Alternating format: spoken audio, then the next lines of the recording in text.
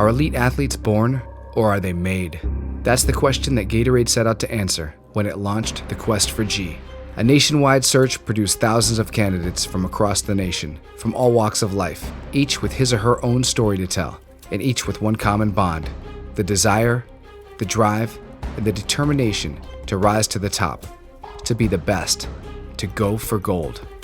The judges: Sports Enhancement Specialist, Marv Marinovich; 8-time gold medal winner, Jackie Joyner-Kersee; and the founder of Athletes Performance, Mark Verstegen, were tasked with choosing the 16 best, most promising athletes out of the pack. Now, these 16 have arrived in Los Angeles to compete for the 8 spots available on the Quest for G. They'll face off against each other in a boot camp designed to test them both physically and mentally. They'll run, they'll jump, they'll push themselves to the absolute limit. But in the end, the judges will decide which 8 among the 16 have what it takes to go for gold. If chosen, Gatorade will provide the athletes on the Quest for G with room and board in Los Angeles. They'll also provide world-class coaches, top-of-the-line trainers from Athletes Performance, advanced nutrition, and their very own GSSI scientists to advise and evaluate. In short, Gatorade will provide the athletes with everything they need to excel at their sport. But this is no free ride. While on the Quest for G, the 8 athletes will be expected to compete in their respective sports and to rise above their competition or face elimination. Can these diamonds in the rough be found, shaped, polished, and made to shine on the world's biggest stages in the world of sports? Who among them has the heart, the mind, and the ability to be a true champion? Who has what it takes to be on the Quest for G?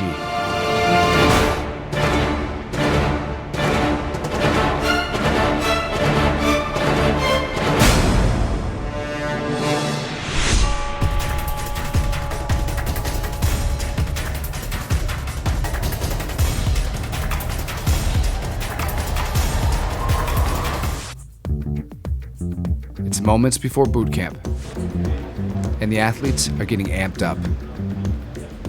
I know I'm going to be in the final 8 because I have the dedication and heart to do what it takes to become the best. I got 5 hours of sleep, and I didn't train for this in any way, shape, or form, so I'm a little apprehensive about that, but I know what I can do. As far as like what I'm going to be put through, I have really no idea.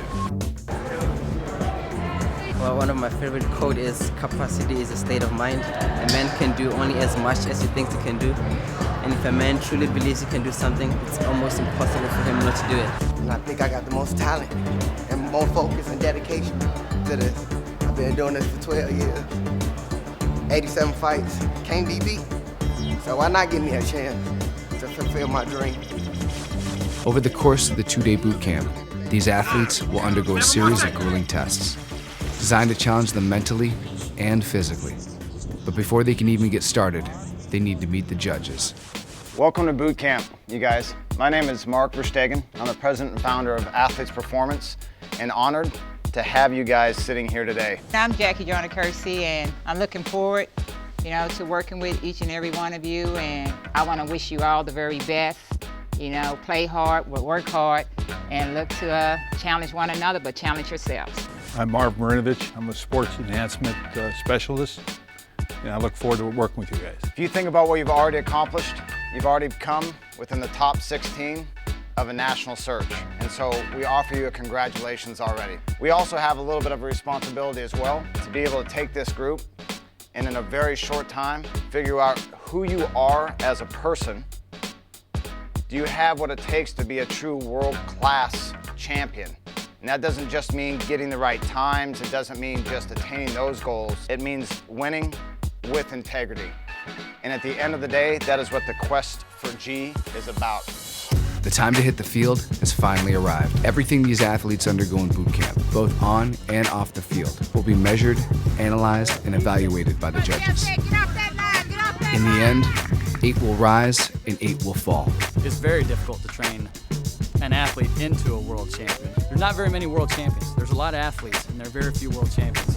Although most of the athletes have already warmed up on their own, they're led through an additional series of movement preparations. But these aren't the same tired old stretches that they're used to. It's their first lesson on how things are done on the Quest for G. It's also the first chance that these athletes have to really scout out the competition. I think the kid from Barcelona, I don't think he's going to make it. Everybody's good at something, so it's hard to really say this is my biggest competition because they all do different stuff. I'm not seeing one athlete that's necessarily the best athlete, but I'm definitely seeing people's strengths, and it's kind of cool. You're going to go through about 6 or 7 tests today. It's going to be an overall measure of your athleticism. Some things will relate directly to your sport, some things will not, but it's going to be a good chance for us to measure your athleticism, size you up against each other, and then make the best selection. Everybody ready to go? Get everybody right here. Hey, this is going to be a good day right here. It's time to turn some stuff on. We're going to go 1, 2, 3, compete. Ready? 1, 2, 3, compete! The first challenge of the day is the pull-up test, designed to measure chest, shoulder, and core strength.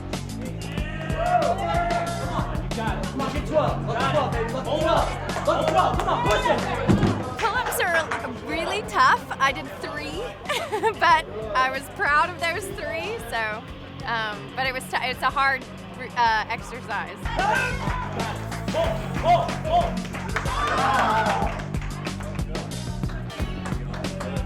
Volleyball player Jamie is struggling, but she's no slouch. Jamie had 2 national volleyball titles and an MVP under her belt, but she gave it all up for a corporate gig and marriage. But now, she wants back in. Here at the pull-up station, she manages only 5 reps. On the other hand, James Ball, the decathlete, is performing at a level that is head and shoulders above the rest. His total is 17 pull-ups. I try to max out on the pull-ups and try to get to 20. That was my goal, but got to 17 instead. Boxer Contrell and aspiring tennis player Baydad come in a close second with 15 pull-ups each. The push-up test presents 2 challenges. Not only do the athletes have to do as many as they can, they also have to do them in rhythm. Down on the first beat and up on the second. 1, 2, 3. 1, 2, 3, 4. All the way down. 8. Come on, Jamie. 9. Alex, the track cyclist, did 27 push-ups, but feels like he could have done more.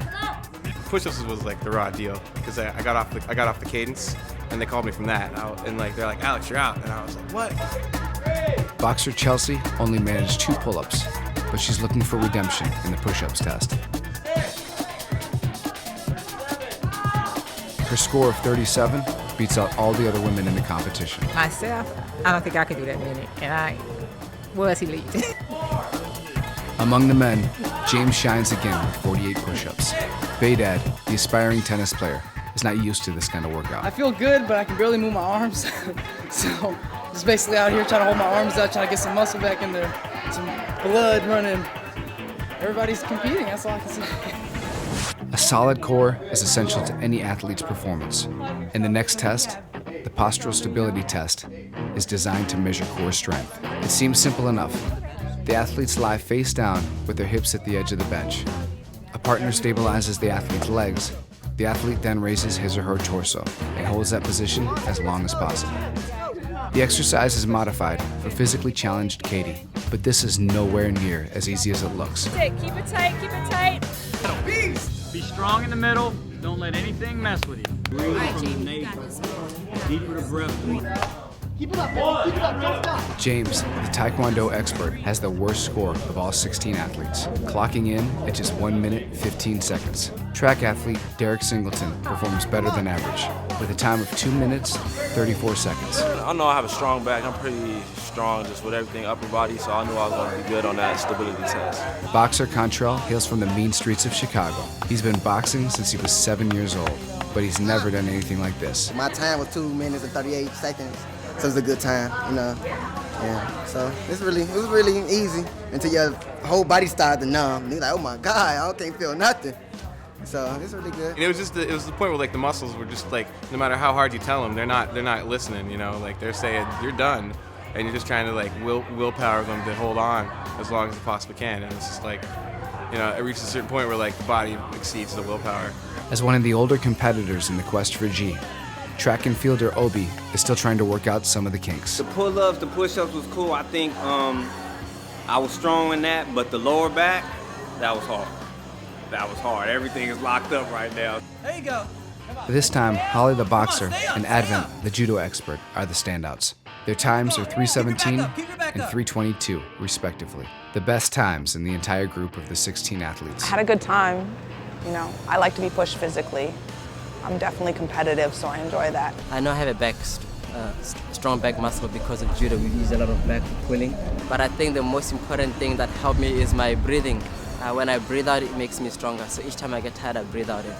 It kind of rejuvenates my energy. As testing continues, the judges are looking for the qualities that'll help the athletes compete for gold on the world stage. So what we're looking for are people who will compete, people who will cooperate, people who will change their ways in the past and come into the 21st century and use a little bit of the science that we're going to be coaching them with to take them to the next level. Next week on The Quest for G, the competition heats up in track and field. I don't really see him as an all-around athlete. I feel good. I think I'm standing out the most out here. It's age versus experience. He's not as strong as the typical track and field athlete.